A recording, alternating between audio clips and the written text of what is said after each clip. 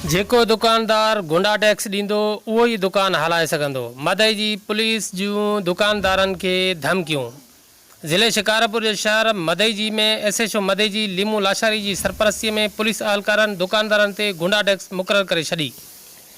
गुंडा टैक्स ख़िलाफ़ आवाज़ उथारींदड़ ग़रीब दुकानदारनि खे पुलिस अहलकारनि जा दावा। कोरोना जे आड़ में मदई जी पुलिस कुदो कारोबार शुरू करे ॾिनो। वफ़ाक़ी हुकूमत तोड़े सिंध हुकूमत पारां लॉकडाउन में नरमी वारनि ॻाल्हियुनि बावजूदि मदई जी पुलिस कुदो कारोबार बंदि न कयो। ग़रीब दुकानदारनि पारां SSP शिकारपुर IG सिंध ऐं वस वारनि अमलदारनि खां पुलिस ख़िलाफ़ कार्रवाई जी घुर। ज़िले शिकारपुर समेत अहम क़ौमी ख़बरुनि खां बाख़बर रहण जे लाइ असांजी ट्विटर सर्विस फॉलो कयो।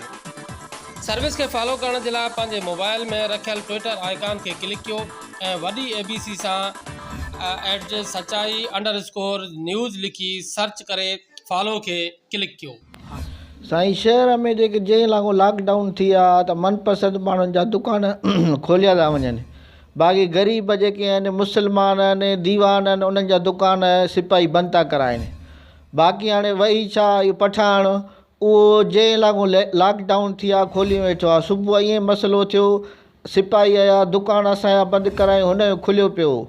जीअं असां हुन ते जेको एतिजाज कयोसीं या असां हुनखे चयो बाबा असांजा दुकान छो था बंदि करायो, हुनजो छो नथा करायो, त हुन मालिक ॾे विया। असांखे गिरफ़्तार बि पुलिस कयो। तंहिंखां अलावा असांजे तशदुद बि सिपाहियुनि कयो, लियाकत बिरोही।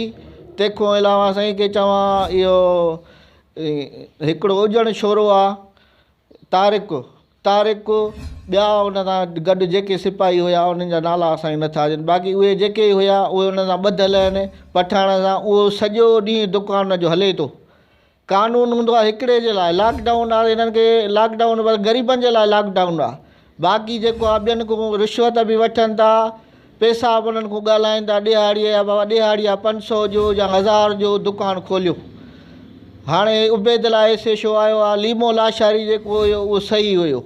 हे उबैदुल्ला इहो आयो आहे, उहो अलाए कहिड़े क़िस्म जो माण्हू आहे, पंहिंजे मनपसंदि माण्हुनि खे खोलणु थो ॾिए दुकान। बाक़ी जेके ॿिया ग़रीब आहिनि, दीवान, उन्हनि खे दुकान नथो खोलणु ॾिए। वही छा सॼो ॾींहुं पठाण दुकान खोली वेठो आहे, उनखे को चवे ई नथो। उन सां सिपाही ॿधियल आहिनि। वरी जे साहब अचे थो त दुकान बंदि थो करे छॾे, तालो अटकाए, वरी जंहिं महिल वञे थो त वरी साॻियो ई शटर मथे आहे। उन सां सिपाही बि खाइनि था। तंहिंखां अलावा साईं खे चवां हेठियों जेको स्टाफ जेके ई सिपाही आहिनि उन सां ॿधियल आहिनि। इल्ताफ़ शाह बि ॿधियल अथसि।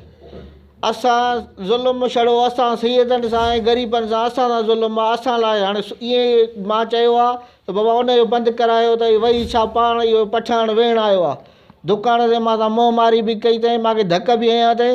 तंहिंखां अलावा साईं पठाण मूंखे धमकियूं बि ॾिनियूं आहिनि, मारींदोमांइ, हीअं कंदोमांइ। जे कुझु बि थियो त इन जो ज़िम्मेवारु पठाण इहो वही छा रहंदो। जे दुकान खे नुक़सानु पहुतो मूंखे या मुंहिंजे भाइरनि खे या मुंहिंजे मज़दूरनि खे कुझु बि जे थियो त इहो पठाण जे मां इनजो जेको हिसाबु सॼो मां उन खां भराईंदुसि। हाणे असां था वञूं साहब वटि त इहे मुंशी हेठियां जेके बि स्टाफ जा आहिनि असांखे साहब सां मिलणु नथा अचनि। न ई असांजी NC था दाख़िल कनि, न